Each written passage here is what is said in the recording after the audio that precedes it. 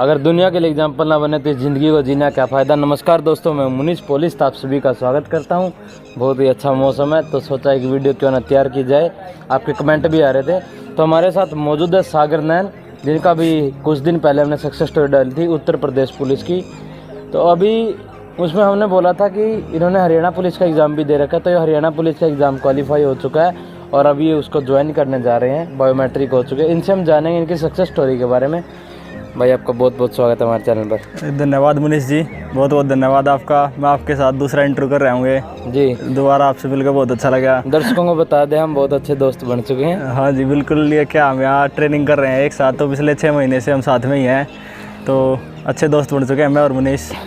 सबसे पहले अपने बारे में बताएं, कितने एग्ज़ाम दे रखे हैं और कौन कौन से पास हो चुके हैं? देखिए एग्ज़ाम तो बहुत दिए हैं और पास भी बहुत किए हैं, लेकिन जो फाइनल सिलेक्शन है वो अब जैसे पहले आपने बताया कि उत्तर प्रदेश पुलिस में था और अब जो लिस्ट लगी अपनी हरियाणा पुलिस में, तो इसमें भी सिलेक्शन हो गया है जी। तो देखिए एग्ज़ाम जैसे एफकेट का क्लियर किया है, ठीक है जी, एफकेट का एग्ज़ाम पास किया मैंने। इसके अलावा जो अपने हरियाणा पुलिस का एग्ज़ाम वो क्लियर किया है। इसके अलावा CGL 2018 उसमें मैं वो क्लियर किया है पूरा। लास्ट रेलवे NTPC का एग्ज़ाम क्लियर किया है। रेलवे NTPC का भी चल रहा है, एक स्टेशन मास्टर का है, गुड्स गार्ड का, उसमें मैंने लेवल 4 छोड़ के बाकी सभी लेवल में क्लियर किया है एग्ज़ाम। और इसके अलावा CPO 2019 है, उसमें मेरिट आउट हुआ हूँ मैं। उसका बड़ा दुख हुआ मुझे कि मैं ऐसा ही नहीं बन पाया। खैर ठीक है जो भी है। और इसके अलावा एक GJ यूनिवर्सिटी का पेपर है कलरक का, वो भी क्लियर किया है। और एक जो अपनी पिछली हरियाणा कलरक थी उसमें भी मेरिट आउट था, पिछले हरियाणा पुलिस वाली में मेरिट आउट था। तो करीब 8-9 पेपर निकाल चुके हैं, जिसमें ये है कि डॉक्यूमेंट चेक कराने के बाद मेरिट आउट हुआ हूँ। इसके अलावा खैर कई बारी प्री निकल गया तो मेंस रह गया, कई बारी मेंस नहीं निकला। इस तरीके से चल रहा है। फोकस कौन से एग्ज़ाम पे था? फोकस था, देखिए फोकस एग्ज़ाम पे नहीं था, फोकस था सरकारी नौकरी पे, सच्चाई बताएं तो। फोकस था कि सरकारी नौकरी लेनी है, गवर्नमेंट जॉब लेनी है। जैसे जो अपना एरिया है उसमें क्या सोच बन गई है कि गवर्नमेंट जॉब ही लेनी है। अपना पूरा हरियाणा है, दिल्ली है, इन सभी के लिए अलग अलग बुक तो पढ़ी नहीं होगी? नहीं अलग अलग बुक नहीं। जितनी बुक घर रखी है ना वो सारी बता। घर पे तो बहुत सारी बुक रखी हैं। जैसे अगर आपको सब्जेक्ट है, मेनली अपने 4-5 सब्जेक्ट हैं। हाँ। रीजनिंग है, मैथ है, GK है, और आपका तो जैसे GK के लिए आप प्रेफर कर सकते हैं। एक तो SSC की है, SSC किरण की जो किताब है उसमें सारे हैं। MCQ टाइप अगर आपको डीप में पढ़ना है तो लूसेंट की भी आती है, लूसेंट की ऑब्जेक्टिव टाइप भी आती है। हाँ। मैंने लूसेंट पढ़ी हुई है, ठीक है। तो वो बच्चे के ऊपर है कि कौन सी किताब पढ़े। किताब सारी अच्छी होती हैं। मैथ की बताओ। मैथ की मेरे हिसाब से जो राकेश यादव की किताब है मैथ की, वो काफ़ी अच्छी बुक है। रीजनिंग के लिए खैर आप प्रैक्टिस कर सकते हैं। रीजनिंग तो कहीं से भी लगा सकते हैं, मोड पेपर लगा लिए, पिछले वाले मॉक टेस्ट लगा लिए, प्रीवियस ईयर लगा लिए। इंग्लिश की एक प्लिन टू पैरामाउंट है, बड़ी बेसिक है वो, केडी कैंपस वाली। हाँ वो फेमस बुक है, वो हर एस्पिरेंट के पास होगी। वो ऐसी बुक है जो हर घर में मिलती है। इंग्लिश हो गया। हिंदी की बताओ। हिंदी की एक लूसेंट की भी अच्छी है हिंदी की बुक, अगर आपको हिंदी पढ़नी है। और एक आदित्य पब्लिकेशन की भी अच्छी बुक है हिंदी की। अच्छा जी। हाँ जी। तो उसके बाद रहता है हमारा करंट अफेयर, वो बताओ। करंट अफेयर के लिए एक साइट है लीड द कंपटीशन, उस पर काफ़ी अच्छा कंटेंट मिलता है, सिलेक्टेड कंटेंट है और अच्छा मिलता है। और इसके अलावा एक स्पीडी की करंट अफेयर की बुक भी आती है, वो भी आजकल अच्छी है। मैंने ये सुना कि जैसे GK में है ना पूरा का पूरा, एक तो लूसेंट में सब कुछ कवर है। हाँ जी। उसमें साइंस है, मतलब कि मिसलेनियस भी है। हाँ, हिस्ट्री भी है, ज्योग्राफी भी है। कुछ कहते हैं हिस्ट्री की अलग पढ़ो, ज्योग्राफी की अलग पढ़ो, इस तरीके से सोशियोलॉजी की डिटेल वाइज अगर आपको पढ़ना है तो खैर उसकी एक अलग लेवल की तैयारी होती है। जैसे अगर आप यूँ बोल रहे हो कि डिटेल वाइज पढ़ना है तो फिर जैसे आप NCERT भी प्रेफर कर सकते हैं कि आप 11th-12th की जो NCERT है वो पढ़ें, अपना 6th to 10th की NCERT है वो पढ़ें।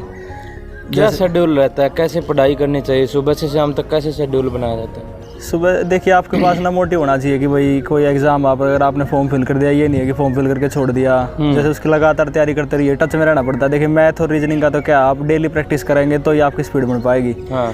तो डेली पढ़ना होगा, ये नहीं है आप कोई दिन छोड़ नहीं सकते, स्किप नहीं कर सकते, डेली ही पढ़ना होगा आपको। अच्छा जी। जैसे 4 दिन पढ़ लिए फिर कहीं और चले गए, नहीं फिर दोबारा 10 दिन बाद सोचे पढ़ लें, ऐसे नहीं होगा। ऐसे नहीं होगा, आपको रूटीन रखना होगा, आपको रूटीन सेट रखना होगा। आपसे बड़े भैया वो भी सरकारी जॉब पे CHSL क्वालिफाई हो गया, ज्वाइनिंग हो चुकी है। हाँ जी ज्वाइनिंग हो गई उनकी भी, पोस्टल असिस्टेंट पे। दोनों इकट्ठे पढ़ते थे? नहीं इकट्ठे तो कर नहीं पढ़ते थे। अच्छा। तो हाँ अलग अलग रूम में पढ़ाई करते थे।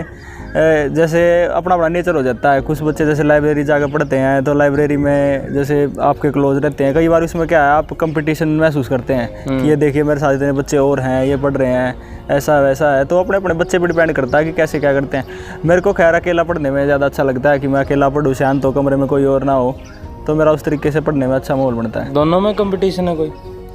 नहीं, दोनों में तो कंपटीशन नहीं है। खैर मैं काफ़ी इंस्पायर्ड हूँ अपने भाई से। देखिए मैं आपको बताता हूँ, मैं 8th तक एक एवरेज स्टूडेंट था, बिलो एवरेज स्टूडेंट था। लेकिन उसके बाद जैसे जैसे 9th-10th क्लासेज आई तो मैं थोड़ी समझ आई दिमाग में, तो फिर मैंने पढ़ना स्टार्ट किया। और पढ़ना देख के किसी स्टार्ट किया? भाई को। मम्मी भी गवर्नमेंट जॉब पे है? हाँ जी। तो मम्मी की तरफ से बहुत सपोर्ट मिला है, बहुत ही अच्छी है मम्मी। मैं भी कई बार बात करता हूँ, शिकायत भी करता हूँ आपकी। हाँ देखिए, मम्मी की तरफ से काफ़ी सपोर्ट रहा है, इसके अलावा परिवार ने भी सपोर्ट किया है। मैंने अभी आपको बताया कि मैं अपने भाई से इंस्पायर्ड रहा हूँ, मैंने उनको देख के काफ़ी कुछ सीखा है जी। और जैसे जैसे उनकी गाइडेंस मिलती गई मैं आगे बढ़ता गया और मम्मी का भी पूरा सपोर्ट रहा, तो परिवार ने पूरा सपोर्ट किया है। हमें बताइए, जैसे कई बार डिमोटिवेट हो जाते हैं, कोई एग्ज़ाम क्वालिफाई ना हो, मेरे से ही लगा लो मैं 3 बार हरियाणा पुलिस में बाहर हो गया, तो मैं क्या करूँ अब? देखिए आप अपने से क्या लगाइए, मेरे से लगा लीजिए, मैं इतनी बारी मेरिट आउट हो चुका हूँ कि तो डीमोटिवेट आप हो जाते हैं। लेकिन यही है कि आपको कोशिश करनी होगी फिर से। एक पुरानी कहावत है, सभी ने सुन भी रखी होगी कि कोशिश करने वाला कभी हार नहीं होती। तो वही आपको थोड़ा सा ना, जो चीज़ आपको पसंद हो, जैसे कई बार रिजल्ट आते हैं तो बिल्कुल आप एकदम डिमोटिवेट हो जाते हैं, तो जब भी इस तरीके के रिजल्ट आए तो आप रेस्ट दीजिए पढ़ाई को।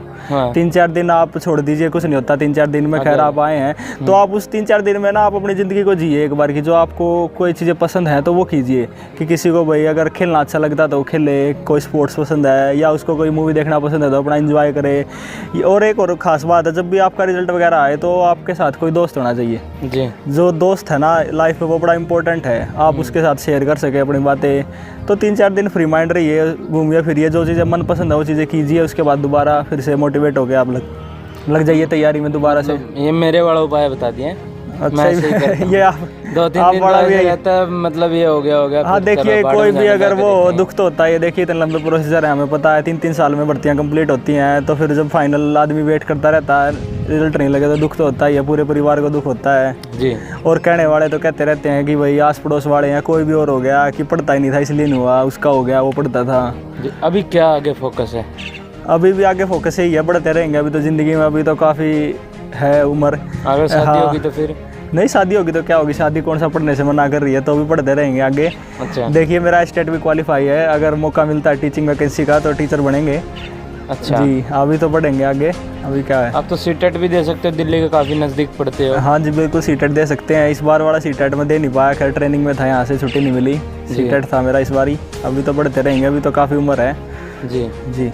और क्या गलतियाँ कर रहे हैं आपके हिसाब से बच्चे आजकल?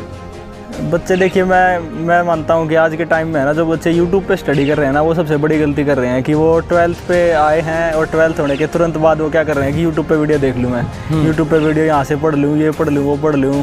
तो जो इस तरीके से आप पढ़ रहे हो ना ऑनलाइन, मेरे हिसाब से ये मानना है, खैर अपनी अलग अलग सोच हो सकती है, कि इस तरीके से ऑनलाइन कंटेंट से आप वो नहीं पढ़ सकते जो आप ऑफलाइन क्लास में पढ़ सकते हैं या खुद बैठ के सेल्फ स्टडी कर सकते हैं। आपके मानने से मैं सबसे बड़ी गलती कर रहा हूँ मतलब? हाँ खैर मेरी सोच है, अब आपकी सोच कुछ और हो सकती है। मैं बदलूंगा, बुक्स पढ़ना शुरू कर दूँ? हाँ जी बिल्कुल, बुक्स पढ़िए, सेल्फ स्टडी कीजिए। मेन है सेल्फ स्टडी, ये भी नहीं है कि किसी टीचर के पास आप बैठ के जाके भाई 10 घंटे क्लासेस चल रही हैं। नहीं, वो चीज़ तो हम नहीं करते। Self study is the backbone of. हाँ बिल्कुल, सेल्फ स्टडी कीजिए। हाँ अगर कोई कंसेप्ट क्लियर नहीं है तो देख लीजिए, नहीं है कि एक भी वीडियो नहीं देखनी है, अगर कोई कंसेप्ट है तो आप देख लीजिए। लेकिन अगर आपको पूरा कंटेंट पूरा करना है तो आप ऑफलाइन क्लासेस ज्वाइन कीजिए, ऑफलाइन बेस्ट रहता है। जैसे क्या होता है कि अगर आप यूट्यूब पे पढ़ रहे हैं या कहीं भी किसी भी ऑनलाइन प्लेटफॉर्म पे पढ़ रहे हैं तो एक स्ट्रेस आती है, क्योंकि आप स्क्रीन पर लगातार देख रहे हैं, प्लस क्या है आपके नेटवर्क चलता रहता है तो नोटिफिकेशन आ गई, माइंड डिस्ट्रैक्ट होता है जी। और प्लस जो मोबाइल की आप स्क्रीन देखते हैं तो उससे जो इंसान है स्ट्रेस ले लेता है, स्ट्रेस आती है नॉर्मली। अगर आप मोबाइल चलाएंगे तो अच्छा फील नहीं होता है, तो कुछ टाइम के बाद आप स्ट्रेस महसूस करते हैं। बल्कि ऑफलाइन क्लासेस में ऐसा नहीं है, आप इंजॉय करते हैं, आपके 4-5 दोस्त भी हैं साथ में। तो इस तरीके से थोड़ा सा मेरी सोच है कि यूट्यूब से या यूट्यूब किसी भी ऑनलाइन प्लेटफॉर्म की उससे कि ऑफलाइन पढ़ना और सेल्फ स्टडी ज़्यादा बेहतर है। दिन में पढ़ते और रात को पढ़ते थे? मैं देखिए दिन में पढ़ता था, लेकिन रात को ज़्यादा नहीं पढ़ता था।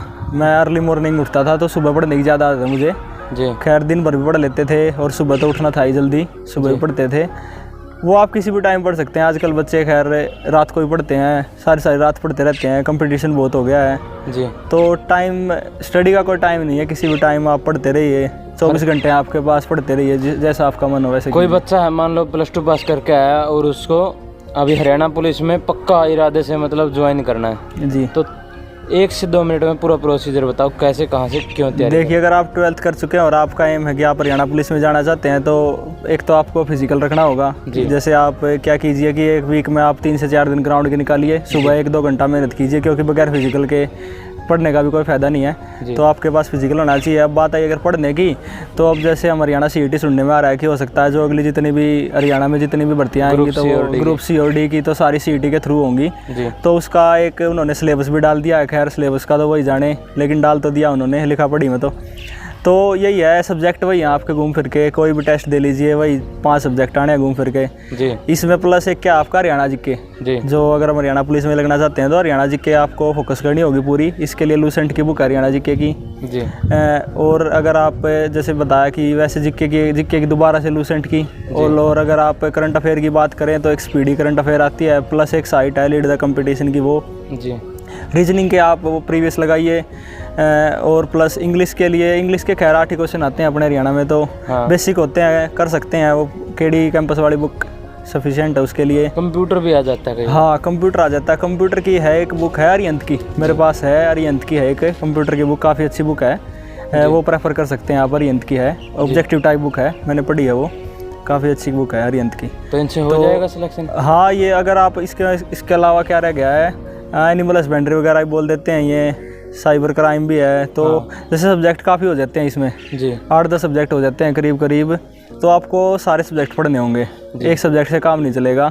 और प्लस क्या है, जितने भी आज तक HSC के प्रीवियस ईयर हुए ना, वो लगाइए सारे, वहीं वो से आपको कहीं ना कहीं क्वेश्चन। हाँ, रिपीट होते हैं, ये लगा लीजिए 30 से 40% क्वेश्चन जरूर रिपीट होते हैं। जैसे आजकल टेलीग्राम पे आसानी से मिल जाएगी PDFs हैं बहुत सारी प्रीवियस ईयर पेपर्स की, तो जितने भी आप प्रीवियस ईयर पेपर लगा सकते हैं वो लगाइए, जितने भी पढ़ सकते हैं सारे पढ़िए, क्योंकि क्वेश्चन रिपीट होते हैं। जी। तो ये थे हमारे साथ सागर नैन जी। अगर दोबारा बुलाना हो तो कमेंट कर देना, फिर बुला लेंगे, अपने पास ही हैं। अंत में आप क्या मैसेज देना चाहेंगे हमारे व्यूअर्स को जो आपको देख रहे हैं? अंत में यही मैसेज देना चाहेंगे कि देखिए, आपका जो परिवार है वो आप पे काफ़ी उम्मीद लगाए बैठा है, तो जितने भी तैयारी करने वाले बच्चे हैं तो आप डिमोटिवेट मत होइए। देखिए, रिजल्ट का क्या है, रिजल्ट जो मेहनत करता है ना कभी रिजल्ट ज़रूर मिलेगा उसको। ये नहीं है कि इसमें नहीं हुआ तो अगली में हो जाएगा, अगली में नहीं होता उससे अगली में हो जाएगा, लेकिन अगर आप इरादा पक्का है ना तो सिलेक्शन आपका पक्का होगा। जी। जी। तो मिलते हैं आपसे जल्द एक नए वीडियो के साथ, तब तक के लिए देखते रहिए। धन्यवाद। जय हिंद, भारत माता की जय।